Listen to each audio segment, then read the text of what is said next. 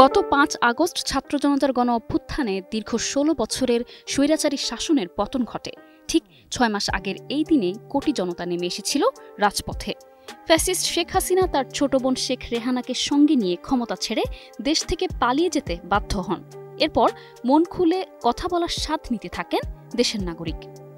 ২০০৮ সালের ২৯ ডিসেম্বর নবম জাতীয় সংসদ নির্বাচনের মাধ্যমে ক্ষমতায় এসেছিলেন শেখ হাসিনা। নানা আশ্বাস আর প্রতিশ্রুতির মাধ্যমে মঈন ইউ আহমেদ এবং ফখরুদ্দিনের কাঁধে ভর করে মসনদে বসেন তিনি। এরপরেই খুলে ফেলেন তার আসল মুখোশ। ক্ষমতা গ্রহণের ২ মাসের মাথায় দেশের ইতিহাসের সবচেয়ে বড় অঘটন ঘটে। দেশের সেনাবাহিনীকে ধ্বংসের জন্য পিলখানা হত্যাকাণ্ড ঘটান। ক্ষমতা কুক্ষিগত করে অবস্থান টিকিয়ে রাখতে শেখ হাসিনা হয়ে ওঠেন হিংস্র, একগুঁয়ে, বেপরোয়া এবং অহংকারী। সবসময় নিজেকেই সেরা দেখার নেশায় বুঁদ থাকতেন। মানুষ একটু প্রতিবাদের চেষ্টা করলেই সবকিছুর নিজের দান বলে দাবি করতেন। সবাইকে তুচ্ছ তাচ্ছিল্য করাই ছিল তার কাজ। কার্যত হাসিনা চাইতেন দেশের মানুষ তার পায়ের কাছে নত থাকুক। হয়তো এ কারণেই তিনি কথায় কথায় সবকিছু নিজে দিয়েছেন, চাইলেই সব বন্ধ করে দেবেন বলেও হুঙ্কার ছাড়তেন। সবার হাতে হাতে মোবাইল ফোন কে দিয়েছে? আওয়ামী লীগ ক্ষমতায় এসে এই মোবাইল ফোন আপনাদের হাতে। তার মানে কি মুক্তিযোদ্ধার সন্তান নাতিপুতিরা কেউ মেধাবী না? যত রাজাকারের বাচ্চারা নাতিপুতি হলো মেধাবী, তাই না? মাংসের পরিবর্তে এখন কাঁঠাল, এবং এই কাঁচা কাঁঠাল, এই কাঁঠালের কাবাব হয়, কাঁঠালের বার্গার হয়। উর্দি পড়া পকেট থেকে বেরোইছে কাগজ, সেই হলো বিএনপির জন্মস্থান। শুধু তাই নয়, দীর্ঘ ১৬ বছর ক্ষমতা টিকিয়ে রাখতে কোনো অপকর্ম বাদ রাখেনি হাসিনা সরকার। বাংলাদেশ ব্যাংকের রিজার্ভ চুরি, শেয়ার বাজার কেলেঙ্কারি, বাক স্বাধীনতা হরণ, ভয়ভীতি ও গুম খুনের রাজনীতি কায়েম করে রেখেছিলেন হাসিনা। দেশ বিদেশে সুষ্ঠু নির্বাচনের চাপ থাকার পরও কাউকেই তোয়াক্কা করেনি ফ্যাসিস্ট হাসিনা।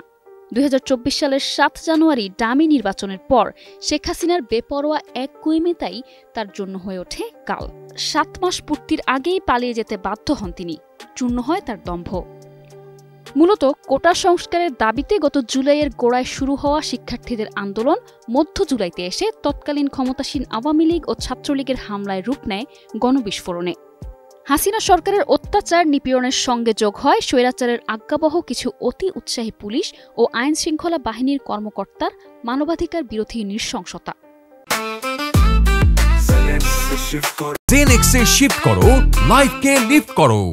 আইনশৃঙ্খলা রক্ষাকারী বাহিনীর গুলি এবং আওয়ামী লীগের দলীয় সন্ত্রাসীদের হামলা ও গুলিতে শহীদ হয়েছেন আবু সাইদ মুগ্ধ, ওয়াসিম সহ বহু শিক্ষার্থী এবং নানা পেশার ১,০০০-এরও বেশি মানুষ। যে ভিডিও দেখে সারা বিশ্বের মানুষ কেঁদেছিল। এ হত্যাযজ্ঞ করেই ক্ষান্ত হয়নি। তারা এতটাই নিষ্ঠুরতার পরিচয় দিয়েছেন যে ছাত্র জনতাকে হত্যা করে লাশ পুড়িয়ে ছাই করে ফেলে। মারাত্মক জখম ও আহত হয়েছেন ২৩ সহস্রাধিক মানুষ। তাদের মধ্যে পঙ্গুত্ব বরণ করতে হয়েছে অনেককে। এখনও শরীরে বুলেটের ক্ষত নিয়ে হাসপাতালের বিছানায় কাতরাচ্ছেন হাজারো মানুষ।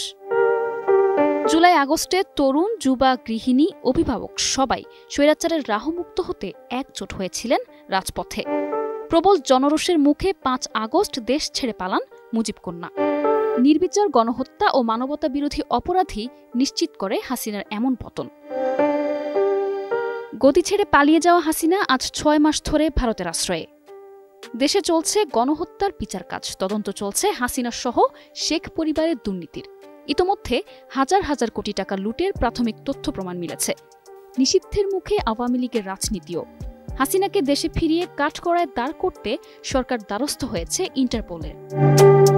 যে হাসিনা বাংলাদেশের এত প্রভাবশালী ছিলেন, অথচ এখন তাকে থাকতে হচ্ছে অন্যের দয়ায় বিশেষ আশ্রয়ে।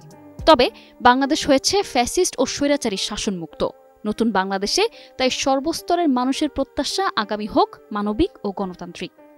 নিশা আলম, নিউজ ডেস্ক, ২১ টেলিভিশন।